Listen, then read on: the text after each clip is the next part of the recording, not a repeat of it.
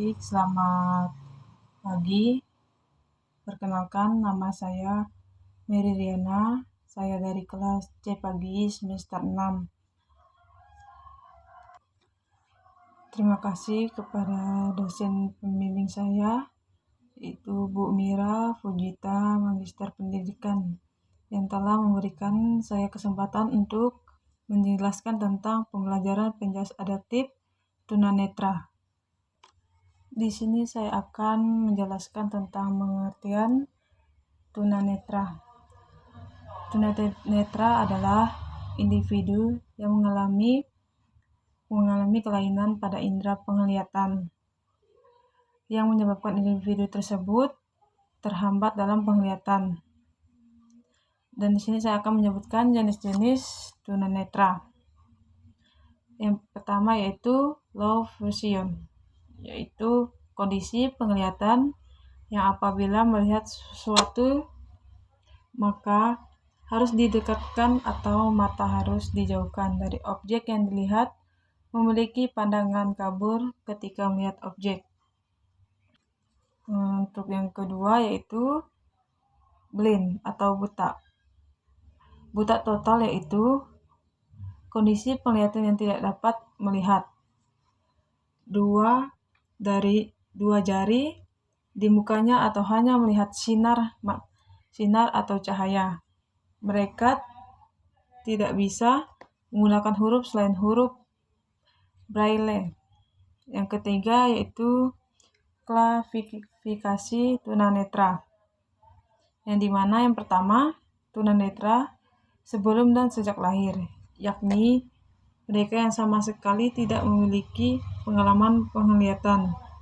Yang kedua, tunanetra setelah lahir atau pada usia kecil. Mereka telah memiliki kesan-kesan serta pengalaman visual tetapi belum kuat dan mudah terlupakan. Yang ketiga, tunanetra pada tahap usia sekolah atau pada masa remaja.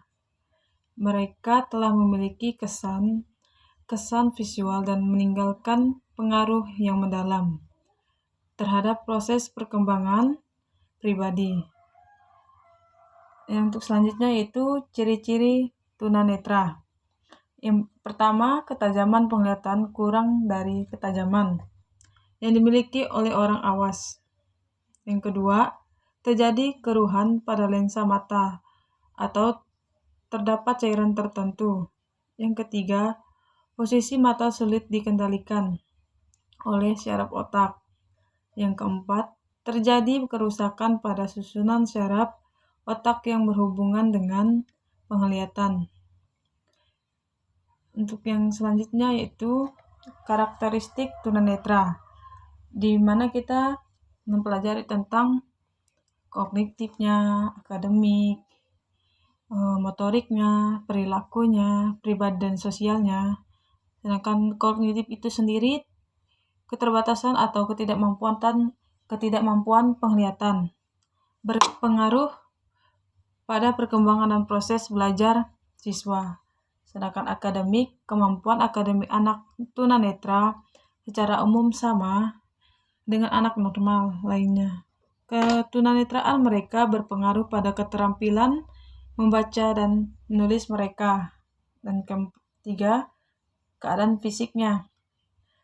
Fisik anak tunanetra yang sangat mencolok yaitu kelainan pada organ mata. Yang kelima, perilakunya. Secara tidak langsung kondisi ketunaan anak tunanetra menimbulkan masalah pada perilaku kesehariannya. Dan keenam, pribadi dan sosialnya.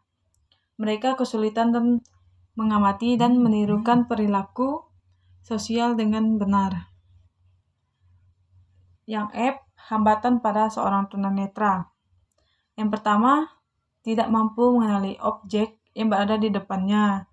Yang kedua, kesulitan dalam mengenal atau menulis dan membaca. Dan yang ketiga, keterbatasan melakukan perilaku sosial dengan benar. Untuk selanjutnya, apa sih faktor penyebab tunanetra? Ada yang pertama, yaitu faktor prenatal atau sebelum kelahiran. Yang kedua, faktor neonatal atau disebut saat kelahiran. Dan yang ketiga, postnatal setelah kelahiran. Faktor yang pertama, faktor prenatal adalah bermacam faktor yang mempengaruhi perkembangan sebelum anak lahir atau pada saat anak di dalam kandungan dan diketahui sudah mengalami keturunan.